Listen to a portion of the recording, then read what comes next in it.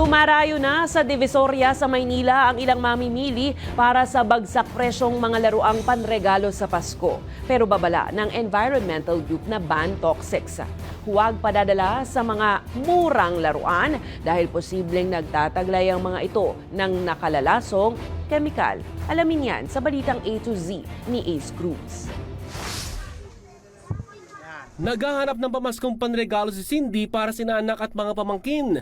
Kaya't para mapagkasya ang budget, sa Divisoria sa Maynila ang punta niya, tiyempong may tig 25 pesos na laruan kung maramihan, habang tig 35 pesos naman kung kada piraso. Sa ibang palengke, medyo mahal na, pricey na, kaya dito na lang. Kasi mga bagsakan kasi dito eh. Sa mall mas mahal, hindi ka makaano.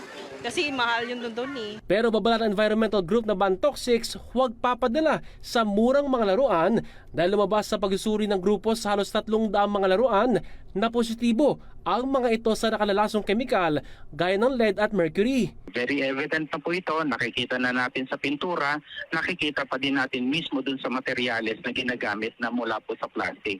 Ilan sa mga laruang ito ay kotse-kotsehan, mga bola, pati ang mga laruang makeup kit. Gate ng grupo, dapat maging mapanuri sa pagbili lalo't kalusugan ng bata ang nakasalalay dito. Tingnan nila ng maigi yung mga pakete, kilatisin din mismo yung mga laruan kung pwede na ilabas doon sa lalagyan, tingnan kung nababakbak yung mga pintura, tingnan kung may masangsang na amoy, para mas makasiguro tayo na ito ay magiging ligtas sa ating mga anak. Kaya ang ilang magulang, nag-iingat na sa pamili ng mga laruang panregalo. Yung kilatis ko talaga, yung branded niya, tapos yung matibay na laruan.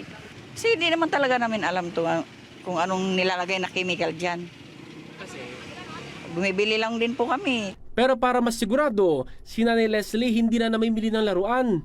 Mga damit lang po yung mga dinayo ko po dito. Kasi baka mamaya delikado rin po, ganun. Kaya hindi naman po ako pag nagre-regalo rin sa mga bata, hindi po ako nagre-regalo ng laruan. Ayon sa Ban Toxics, ang toxic toys ay hindi dumaan sa tamang regulatory agencies para matiyak na ligtas sa mga ito sa bata. Kinalampag din ng grupo ang pamahalaan na mas maghigpit sa pagpasok ng mga laruan sa bansa. Para sa balitang A to Z, Ace Cruz.